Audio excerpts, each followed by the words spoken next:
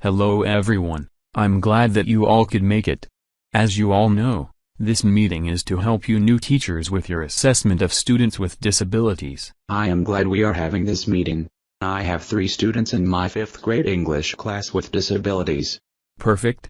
Mike, hopefully, after this meeting you will have answers to all of your questions. As you all know, you must be able to develop and use assessment techniques to evaluate student needs and student progress for the purpose of improving instructional approaches. Let's get started.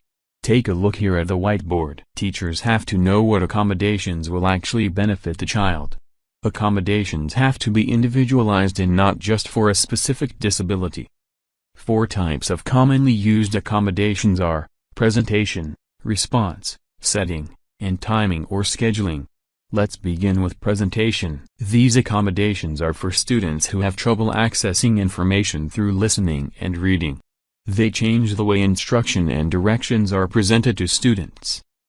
Visual accommodations can be enlarged text, magnifiers, and also high contrast between the text and background. Auditory accommodations can be amplification devices, audio books, and screen readers. Tactile accommodations, which are used for students that suffer from blindness, can be braille, tactile graphics, and also verbal descriptions of visual aids. You know, I actually used presentation accommodations for 2 students in my 6th grade math class.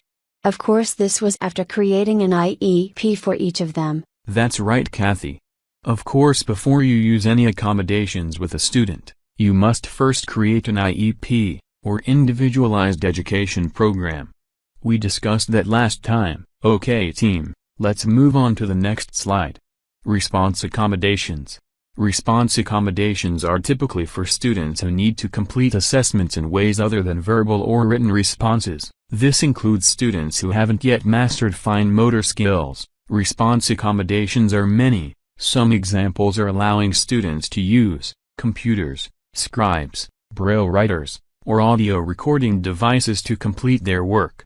Next we will discuss setting accommodations. This is where you alter the environment of the assessment to make it more comfortable for the students. Some examples of setting accommodations are adjusting room temperature, making sure that there is ample lighting, providing students with ample desk space for needed materials, removing auditory and visual distractions, and if need be, letting students test in a different room.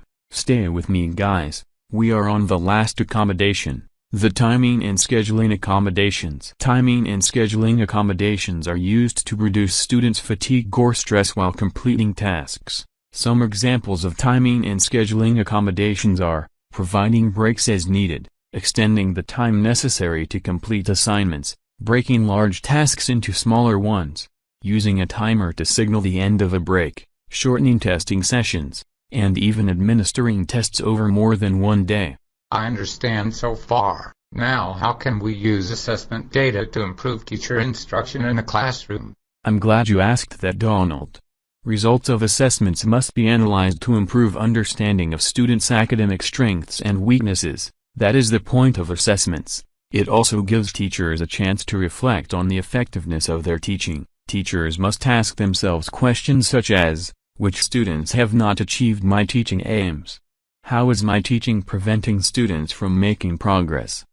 What do I need to do next with each student to improve their learning? How should I change what I am doing to ensure the students achieve their learning? Do I fully understand the subject matter I am teaching? Do I need coaching in the subject? Thanks for attending the meeting. Take a look at the board one last time to view the sources used for today's meeting.